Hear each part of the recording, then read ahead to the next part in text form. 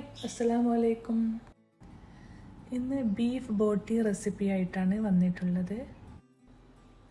ബോട്ടി ചെറിയ കഷ്ണങ്ങളായി കട്ട് ചെയ്ത് നന്നായി കഴുകി വൃത്തിയാക്കുക.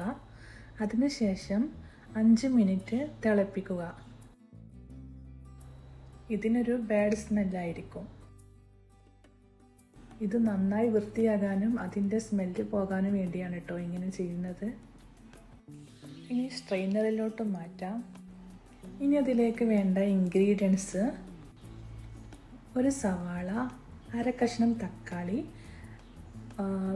30 ചെറിയുള്ളി, 2 പച്ചമുളക്, കറിവേപ്പില,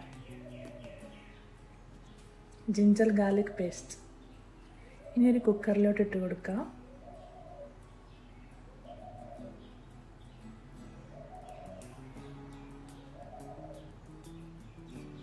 മഞ്ഞൾപ്പൊടി, ഉപ്പ്, മുളക് പൊടി, മല്ലിപ്പൊടി, garam masala,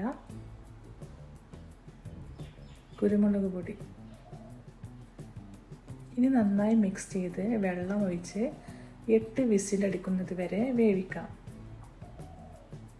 ginger garlic paste ചേർത്തിട്ടുണ്ട്.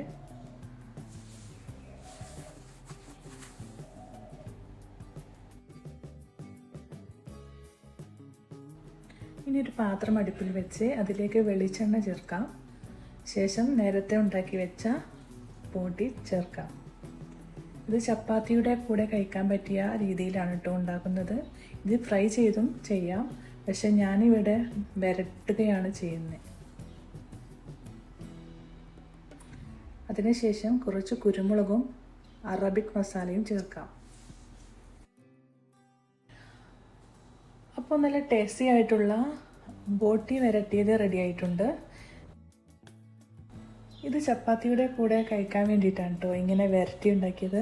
ഫ്രൈ ചെയ്താൽ നല്ല ടേസ്റ്റാണ്. അപ്പോൾ ഓക്കെ, താങ്ക്സ് ഫോർ വാച്ചിങ്. ഇഷ്ടമായാൽ ട്രൈ ചെയ്യണേ.